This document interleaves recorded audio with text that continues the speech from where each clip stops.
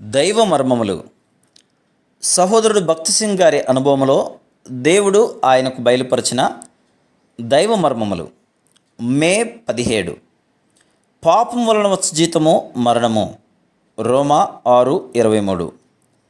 పాపము చేయువాడెవడో వాడే మరణమునందును. ఎజెకియేలు గ్రంథం 18:4. అప్పుడప్పుడు తలంచని విధంగా మనకు నష్టములు కలుగును.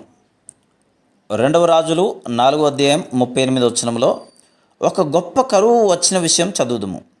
వర్షము లేనందున ఎక్కడ ధాన్యం లేకపోయాను, భూమి బీడుగా పడి ఉన్నందున తినుటకు ఏమైనా దొరుకునా అని జనులు ఇటు అటు వెతుకుచూ వెలుచుండిరి.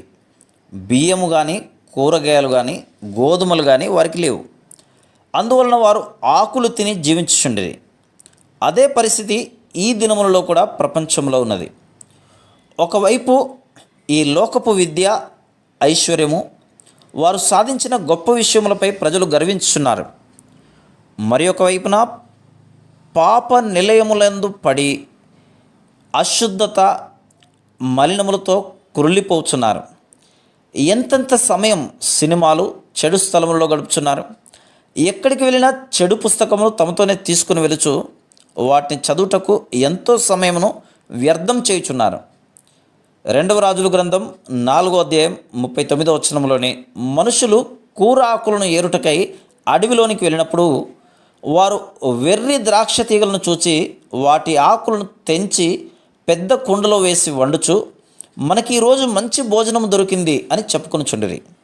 అయితే వారికి ఆహారము వడ్డించబడి భుజించని ఆరంభించినప్పుడు వారిలో కొంచెము జ్ఞానము గలవాడొకడు ఆ వంటకంలో ఏదో కొంత పొరపాటు ఉందని గ్రహించి ఎలీషాతో, దైవజనుడా, కుండలో విషముంది అని కేకలు వేసెను. వారు దైవజనుని యొద్దకు వెళ్ళి, దైవజనుడా, మేము విషమును తిని ఉన్నందున కొన్ని విషయములలో చావనై ఉన్నాం, దయచేసి మాకు సహాయం చేయము అని చెప్పినప్పుడు దైవజనుడు వారికిచ్చిన ఆజ్ఞ ప్రకారం కొంత పిండి తెచ్చి ఆ కుండలో వేయగా ఆ విషము విరుగుడైను.